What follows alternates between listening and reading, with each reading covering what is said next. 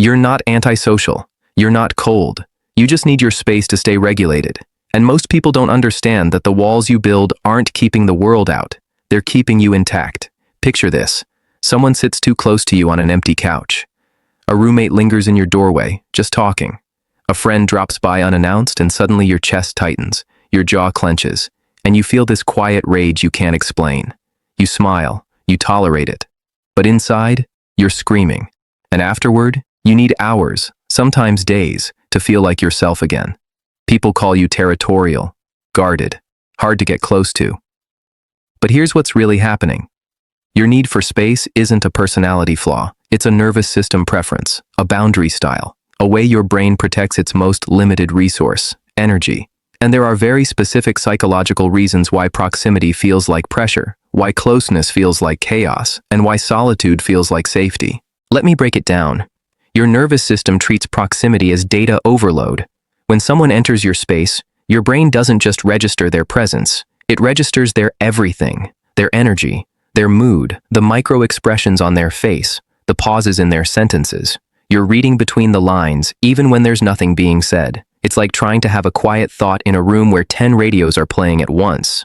Think of your nervous system like a smartphone with too many apps open. Every person in your space is another tab draining your battery. You're not being rude when you need distance. You're preventing a full system crash. And here's where it gets interesting. You learned early that people are unpredictable, so you control the environment instead. Somewhere along the way, closeness became complicated. Maybe someone who loved you also overwhelmed you. Maybe your emotions weren't safe to express. Maybe the people around you were inconsistent, warm one moment, cold the next. So, you adapted. You couldn't control them, so you controlled the distance. Your space became your laboratory, the one place where the variables were yours to set.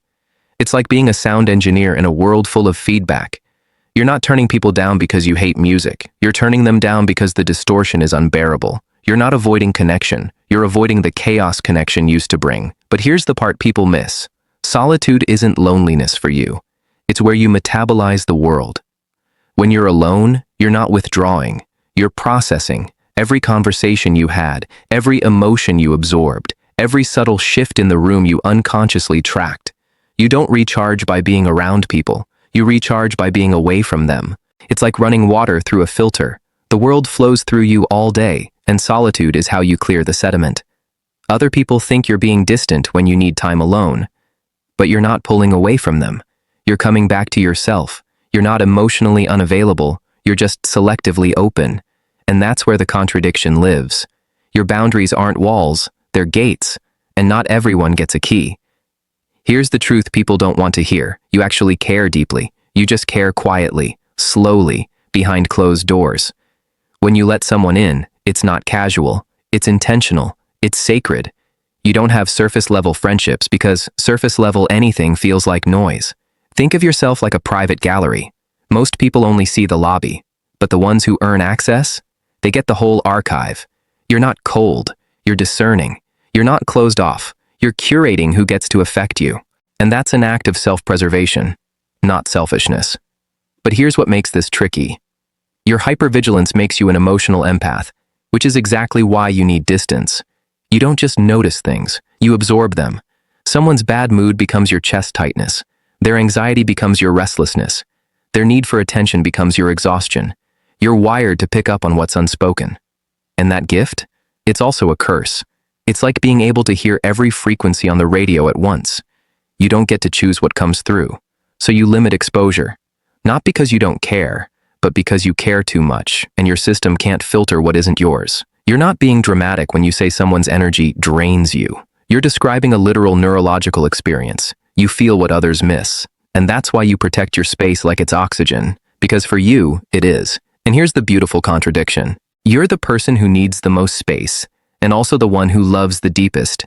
You're guarded, but not heartless. Private, but not emotionless. You don't let people in easily, but when you do, you let them stay. You're the friend who remembers the small things, the partner who listens without fixing, the person who shows up in quiet, undramatic ways. You just need to disappear sometimes to keep being that person. And the people who misunderstand that will always see you as difficult. But the people who get it, they'll never take your presence for granted, because they know When you choose to be near someone, it's not out of obligation, it's because you actually want to be. Now let's be honest. There's a version of this that tips into avoidance.